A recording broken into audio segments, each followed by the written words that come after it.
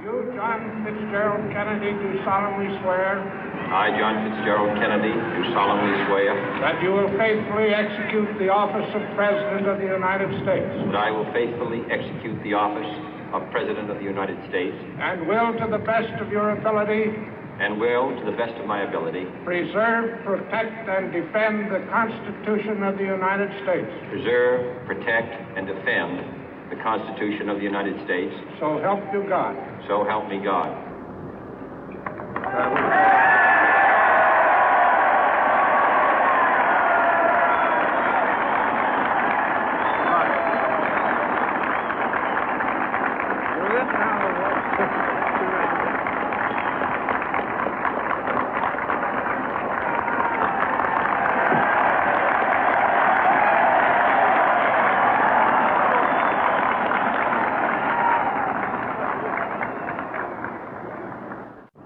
Vice President Johnson, Mr. Speaker, Mr. Chief Justice, President Eisenhower, Vice President Nixon, President Truman, Reverend clergy, fellow citizens.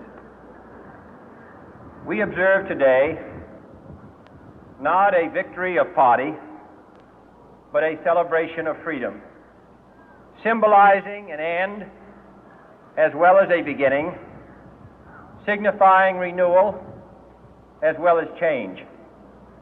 For I have sworn before you and Almighty God the same solemn oath our forebears prescribed nearly a century and 3/4 ago. The world is very different now, for man holds in his mortal hands the power to abolish all forms of human poverty and all forms of human life. And yet the same revolutionary beliefs for which our forebears fought are still at issue around the globe. The belief that the rights of man come not from the generosity of the state, but from the hand of God. We dare not forget today that we are the heirs of that first revolution.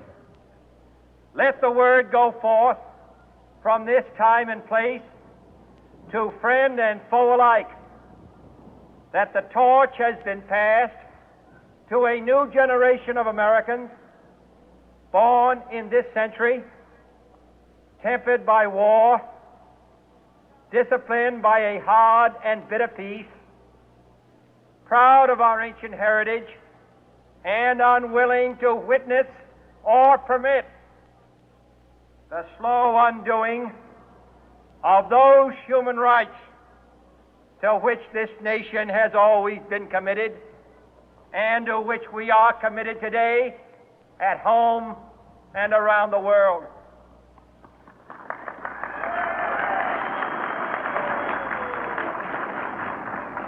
Let every nation know, whether it wishes us well or ill, that we shall pay any price, bear any burden, meet any hardship, support any friend, oppose any foe to assure the survival and the success of liberty.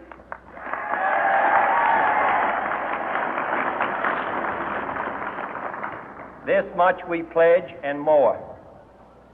To those old allies whose cultural and spiritual origins we share, we pledge the loyalty of faithful friends.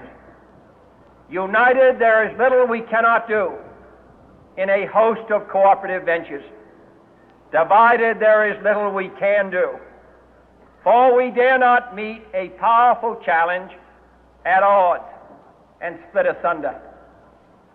To those new states whom we welcome to the ranks of the free, we pledge our word that one form of colonial control shall not have passed away, merely to be replaced by a far more iron tyranny.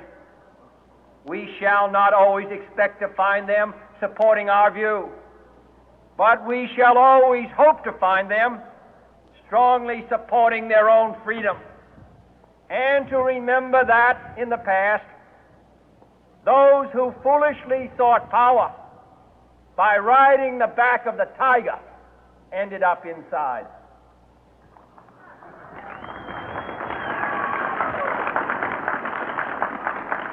To those people in the huts and villages of half the globe struggling to break the bonds of mass misery, we pledge our best efforts to help them help themselves for whatever period is required, not because the communists may be doing it, not because we seek their votes, but because it is right.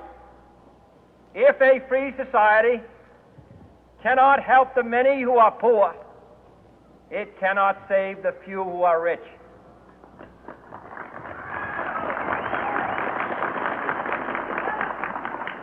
To our sister republics south of our border, we offer a special pledge to convert our good words into good deeds, in a new alliance for progress, to assist free men and free governments in casting off the chains of poverty.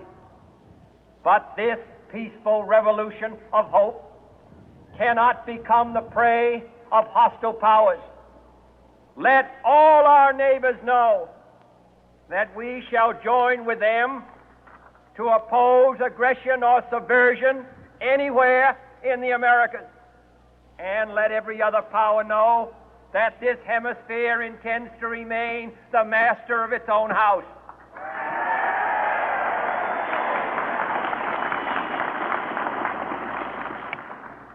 To that World Assembly of Sovereign States, the United Nations, our last best hope, in an age where the instruments of war have far outpaced the instruments of peace, we renew our pledge of support to prevent it from becoming merely a forum for invective, to strengthen its shield of the new and the weak, and to enlarge the area in which its writ may run.